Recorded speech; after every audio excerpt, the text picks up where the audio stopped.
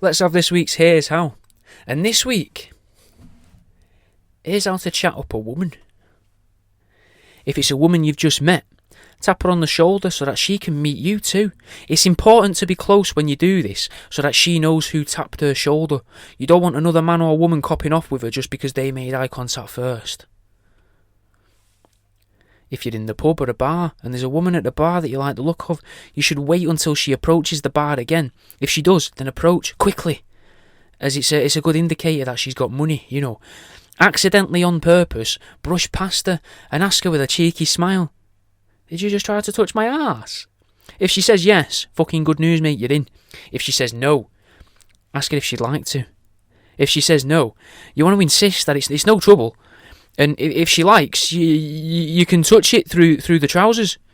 Say this quieter though, because you don't want the bar staff to overhear you flirting, because bar staff tend to be the jealous, very, very, very jealous people.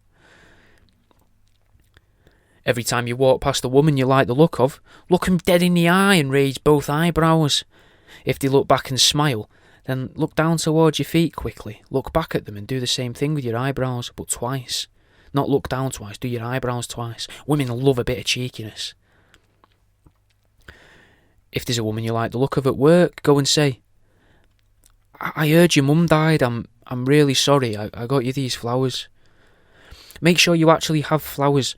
It doesn't matter if the mum died or not, and don't do this in front of people because it'll look like some form of grand gesture, like you're playing politics. Do it where it looks like you don't need to be seen to be doing a nice thing as well. When she reacts and says that her mum isn't dead, explain that one of the more attractive members of staff told you that her mother had passed away, and that you just thought it was commendable that she was still coming into work. Tell her, I just thought I'd get you these just to give you a reason to smile, even if it was only for a moment. Not to smile because of me, just literally just to give you a little something to smirk about just in this horrible time. Apologise for the misunderstanding and walk away. She'll be fascinated by you, mate. Make sure that the more attractive member of staff that's told you, though, is someone that you're comfortable fighting, because in many office environments, the strongest man usually wins the pick of the women. If you get picked up by an attractive lady taxi driver, when you get in, instead of saying the usual things she always hears, like, "Have you had many fares? Oh, what's your bra size?" Simply make a joke and say, "Usually I'm locking attractive women in cars with me. It's weird to have the roles reversed. Life's funny like that, innit?" Invest in a petrol lawnmower and start a gardening round. Women love a hard worker, but there are already lots of gardeners around the world, so you need a niche. Knock on these doors, right, and offer to scarify the lawn. It's a simple enough and easy process. It's a lot like mowing a lawn, except you attach another piece to the blades and it helps you to remove moss from the lawn. Tell them you'll do a patch for free. Insist on it, just to show them the benefits of petrol-powered scarification. When they see how good that lawn is without moss, they'll be bound to invite you back to do a full job. Plus, you get to show off your lawnmower carrying techniques and your one-pull start. These women will be impressed by both your manual handling skills and your entrepreneurial spirit. When you get talking to a lady, ask if you can guess a star sign. You've got a 1 in 11 chance of getting it right. Yeah, look, I know there's 12, but I would recommend steering clear of Cancer on what could quickly become your first date. You're bound to get one right eventually with all these women. When they say, you know, "How did you know?" Use this as a way to compliment them and explain how it's a feature that's common amongst that star sign.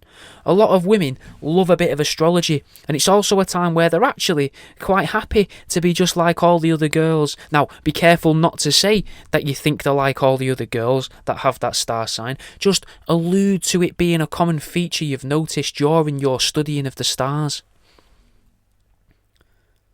Hang around an hospital smoking area with a lighter. The patients are bored through the day, and the workers probably want to waste a little time and avoid talking to the patients out there. It's a win-win, double the market. Offer them a use of your lighter. In fact, wear a backpack full of lighters, whilst always having 2 in your pockets. Have your business name and number on the lighter, and allow them to keep the lighter that they use. That way, they've already got your number. You know where they work, they know where you work, and you've done a good thing for the day. You seem like a nice guy. Just be careful to not let other users of the smoking area see you getting other lighters out of your bag, as most of the patients in a hospital are mostly bored, and they'll be fiending for a bit of excitement or to add a little bit of drama to their life by telling someone, "He's just did that with Claire from Ward 7. Make some fake currency and throw handfuls of it into buskers' pots, especially female buskers, but also any buskers that women seem to be swooning over. That way, you can show off that you've got money to throw away. The ladies think you're minted, the buskers think you're sound, and you haven't actually lost any money, just a bit of scrap metal or cheap paper. Whilst queuing in shops, try and guess a woman's shoe size. Always go smaller than what you think it actually is as well, Compliment her. This way, you've made that woman feel a bit special, She thinks that you think she's petite, even if she's not. She'll think you've been somehow shallow-howled in a lift and that you might be into her. Also, I bet no one's ever guessed the shoe size correctly at checkout before. If you get it right, lift your shopping trolley handle up, raising the wheels off the ground, and smash it down in celebration. Show her you're more than just a shoe profiler. Show her your strength. And that's the end of this week's Here's How.